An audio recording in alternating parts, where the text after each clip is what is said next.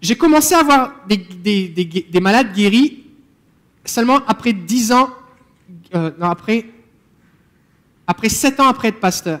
Ça fait que j'étais chrétien pendant des années. Et puis, en 2012, j'avais 32 ans. Et donc, je me suis converti, j'avais 16 ans. Donc, ça faisait 18 ans. Ça faisait 18 ans que j'étais chrétien, 7 ans que j'étais pasteur, et je ne voyais jamais de guérison. Pour moi, la guérison, c'était un tel a un cancer et à l'hôpital, un tel est malade, va mourir, un tel, ça va vraiment mal, il n'y a plus d'espoir, on va prier. Et les gens mouraient. Pour moi, ça se résumait à ça, la prière de guérison. Puis quand je priais pour les gens, je me disais, ok, la personne a mal au dos, ok, Seigneur, est-ce que tu veux lui apprendre la patience? Parce que si je prie pour qu'elle soit guérie, mais que tu veux qu'elle soit malade, je m'oppose à toi, donc je ne vais pas être exaucé, puis je ne vais pas lui faire du bien, fait que je vais l'empêcher. Fait que c'était tout mêlé dans ma tête. Je croyais à l'amour, à la bonté de Dieu, mais en fait, je ne croyais pas vraiment. Et donc, je me suis mis, en 2011, je me suis mis à lire des livres sur la guérison par des gens qui voient des guérisons. Parce que c'est facile d'écrire sur la guérison quand tu ne vois pas de guérison, de dire que Dieu ne guérit pas. C'est de l'autoprophétie. Car je vais te dire quelque chose, aujourd'hui il ne va pas y avoir de guérison parce que je vais prier pour personne. Puis je vais te dire que Dieu ne guérit plus. Ben, il ne va rien se passer. Il ne va juste rien se passer. Et si tu veux voir des guérisons, non seulement il faut croire que Dieu guérit, il faut prier pour les malades. Mais tu ne peux pas prier pour les malades si tu ne crois pas que Dieu guérit. Et donc, il faut que ta foi s'appuie sur la vérité. Donc c'est important de renouveler tes pensées, surtout quand on a été chrétien depuis un moment et qu'on a cru des mensonges, de renouveler tes pensées pour croire la vérité. Parce que ta foi ne peut s'appuyer que sur la vérité. Si par exemple je dis, écoute, par exemple tu veux témoigner de Jésus à quelqu'un. Combien ici vous avez déjà parlé de Jésus à quelqu'un qui était vraiment, vraiment dans le péché? Vous savez, genre vraiment dans le péché, mais vraiment, vraiment. Quelqu'un qui est vraiment dans le péché. Si par exemple tu parles de Jésus à quelqu'un qui se drogue, ou qui a trompé sa femme, qui va voir des prostituées, quelqu'un qui a un problème avec l'alcool, quelqu'un qui sacre tout le temps, qui n'est pas capable de dire un mot sans sacrer, quelqu'un qui est violent, quelqu'un qui a zéro fruit de l'esprit, aucun amour, aucune joie, aucune patience, quelqu'un qui a envie de se suicider, quelqu'un ça va mal, c'est des ténèbres, ça va mal. Pourquoi est-ce que tu lui parles de Jésus?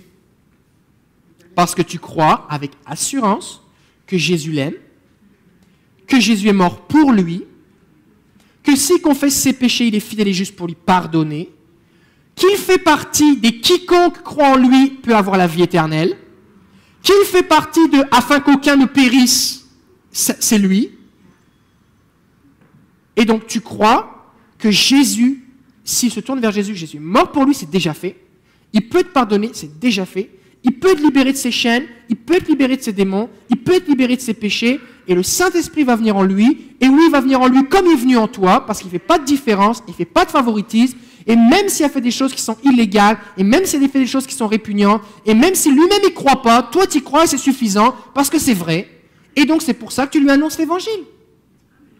Maintenant, si tu croyais que le salut, ça dépend des jours, si on est un jour pair, Dieu sauve, si c'est un jour impair, Dieu ne sauve pas. Si tu penses que ça dépend de la marée ou des phases de la lune, si tu penses qu'il faut que la personne croit déjà à toutes les choses avant de pouvoir être sauvée, si tu crois que ça dépend des fois, si tu crois que, oh non, mais ce péché-là, ça c'est vraiment grave, tu sais, je sais pas vraiment. Puis la façon dont tu es coiffé, habillé, là, il n'y a pas de place pour toi au ciel.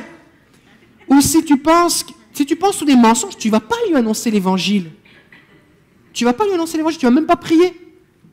Tu vas dire, oh, il n'y a pas d'espoir pour toi. Mais on ne fait pas ça. Parce qu'on croit que Jésus est mort pour que tous les hommes soient sauvés. C'est la volonté de Dieu. Dieu veut que tous les hommes soient sauvés. Il ne veut qu'aucun périsse. La Bible dit même que, dans l'Apocalypse, ça dit que celui qui croit en lui, eh bien, son nom ne sera pas effacé du livre de vie. Parce que Dieu n'écrit pas les gens dans le livre de vie quand ils sont sauvés. Ils sont déjà écrits par défaut. Par défaut, Dieu considère que tous les hommes sont ses enfants et il veut que tout le monde soit sauvé. Et parce qu'on croit tout ça, on annonce le salut. Et bien la guérison, c'est pareil. La guérison, c'est pareil. Tout ce qui concerne le salut concerne la guérison. Et donc c'est important qu'on croie la vérité. Et donc je me suis mis à lire des choses qui parlaient de la vérité. Et j'ai dit, oh, en fait, c'est simple. en fait, je croyais plein de mensonges. En fait, Dieu est bon, Dieu aime guérir, Dieu veut guérir, Jésus a tout payé. En fait, tout est là, Dieu veut guérir. Et j'ai commencé à prier pour les malades, et j'ai commencé à voir des gens guéris. Donc c'est vraiment important qu'on renouvelle, la Bible parle dans Romains chapitre 12, versets 1 et 2, de renouveler notre intelligence, de renouveler nos pensées. Et on veut dire, oui Seigneur, renouvelle mes pensées, mais si tu t'exposes à la vérité, ça va aller plus vite. Donc on a besoin de s'exposer à la vérité. Donc là,